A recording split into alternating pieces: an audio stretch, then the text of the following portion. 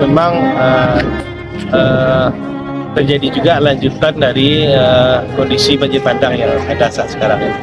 Penyebabnya memang kita melihat pertama itu memang kondisi cuaca, curah hujan yang sangat tinggi di hulu Gunung Merapi. Ini menyebabkan memang akibat letusan Gunung Merapi, sisa-sisa bekas letusan yang itu membawa dampak terhadap banjir bandang yang ada di wilayah, terutama di Nagari Bukit Batapuah. Terhadap kebencanaan memang kita tidak bisa prediksi segala kemungkinan yang akan terjadi. Melalui media ini kami himbau masyarakat untuk terus waspada terhadap kondisi cuaca dan situasi kondisi Gunung Merapi kita, dan terhadap longsor yang terjadi di wilayah Kota Dagap.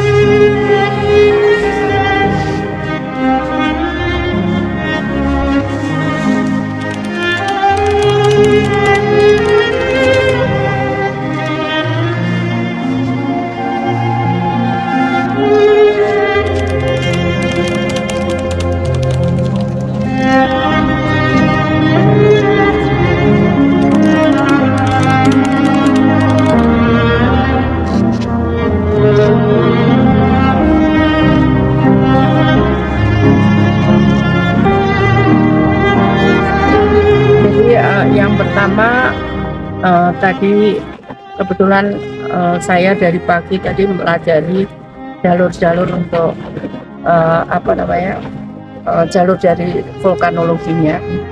Nah, kemudian saya ke sini ternyata memang lokasi ini adalah salah satu jalur lahar dingin. Jadi karena itu tadi saya sampaikan ke Pak Bupati, Pak Dandim, dan Pak Kapolres dan Pak Wali Nagari untuk kita bisa berpindah untuk tempat pengungsian. Karena ya kita semua tidak ada yang pingin, tapi kan kita menghindari korban yang lebih banyak. Kemudian yang kedua adalah karena ini memang potensi dan di peta jalur lahar dingin, kita berharap warga yang tinggal di sekitar sini mulai disosialisasikan untuk minimal anak-anak dan lansia bisa mengungsi lebih dulu.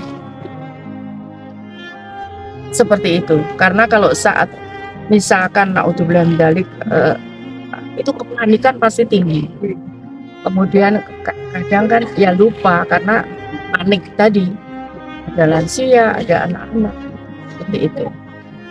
Kalau dari antisipasi dari Kemenso sendiri bagaimana, Bu? Saya tidak tahu persis lokasinya. Nanti dipilih oleh Pak Bupati, Pak Dandim, dan Pak Kapolres untuk di mana tempat pindahnya. Kita akan siap untuk mengikuti pindah itu. Kayak gitu. Yang punya potensi, saya katakan yang punya potensi. Tadi kita sudah share data itu ke para pejabat ini. sehingga bisa dianalisa daerah mana saja yang berpotensi menjadi jalur lahar dingin, kayak gitu ya. Saya juga belum tahu di mana lokasinya nih. Lalu kita rapatkan dulu di mana yang terbaik nih. Untuk lebih jangka menengah ya. Kalau jangka pendek mungkin di sini jangka menengah, nanti kan ini kan butuh waktu lama untuk inovasi dan sebagainya. Ya mungkin kita carikan lokasi atau ada perumahan apa yang nanti kita cari. Ada permintaan dari Bu Menteri untuk mengungsikan, terutama itu bagi lansia dan anak-anak kita. Tadi sudah kita sampaikan, insya Allah itu akan kita coba untuk mengedukasi masyarakat kita yang berada di hiliran sungai, terutama walaupun kemarin tidak terdampak atau tidak terkena aliran, tetapi ada kemungkinan kalau misalkan terjadi, karena kita tidak tahu hanya jarak dalam 1 bulan dari tanggal 5 April dan 11 Mei itu terjadi, kalau kita lihat itu 10 kali lipat. Kita tidak tahu dan bukan berharap kalau misalkan terjadi yang lebih besar lagi, ya otomatis bisa yang hari ini tidak terdampak menjadi terdampak. Memang nanti kita akan coba untuk mendiskusikan dan mengedukasi masyarakat kita. Iya. Kalau digungsikan itu lebih kurang ada 360 jiwa yang harus kita gungsikan. Itu radius dari sungai itu 50 meter ke kiri dan ke kanan itu lebih ada 100 meter. Karena perbedaannya dari sungai itu yang satunya lebih rendah dari sungai, yang satu lebih tinggi.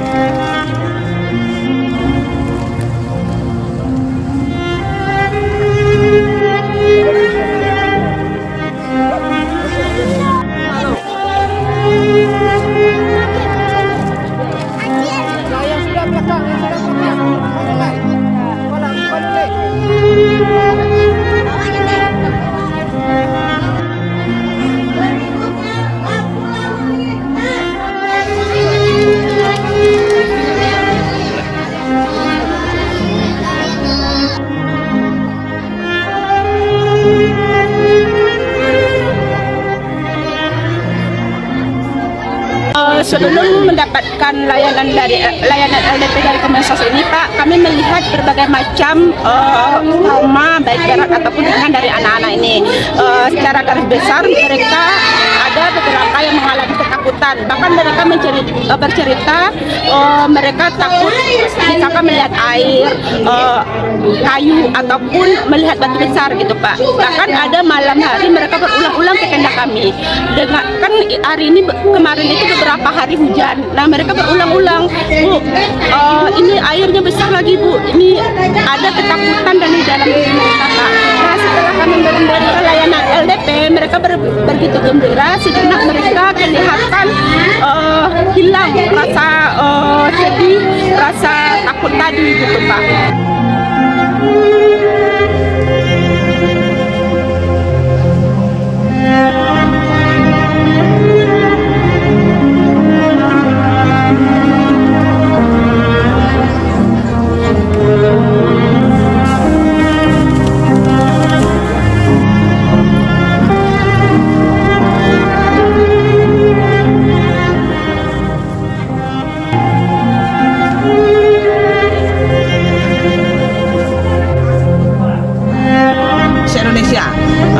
Di Panah Merah yang sangat baik hati, juga teman-teman di luar daerah baik dalam berbagai suku dan agama berbeda, mereka bahu-membahu membantu. Karena kita lihat di awal-awal pertama bencana ini bantuan sangat minim, makanya tergerak hati nurani kita bagaimana sih kita mempercepat ini, apa sih yang kita lakukan selain uang kita pribadi yang cukup, alhamdulillah cukup besar juga kita bantu, jadi kita mendapat teman-teman se-Indonesia.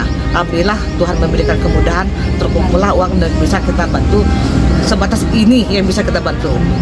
Sekarang ini kami fokus untuk memikirkan bagaimana kelanjutan pasca bencana ini untuk pendidikan anak-anak. Itu yang dana yang kami galang untuk anak-anak, dana yang kami galang untuk pendidikan anak-anak.